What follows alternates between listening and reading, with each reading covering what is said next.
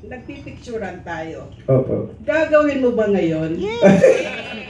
Alam niyo po, yan po yung mga bagay na ayoko ipagdamot kahit kanino. Diba? Kasi po, sabi ko, minsan lang po tayo magkita. Hindi po ako sabi ko nga po.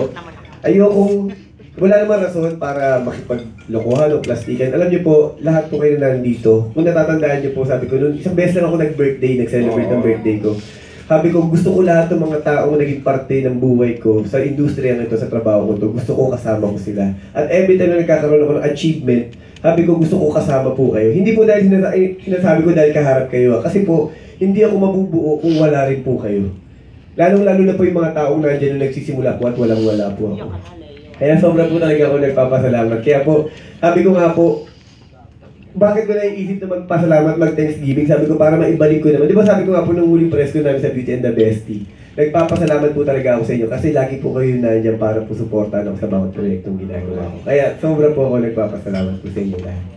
Okay, kaya nga, gagawin mo ba ulit ngayon? Opo! Bakit ba? Gagawin mo yan.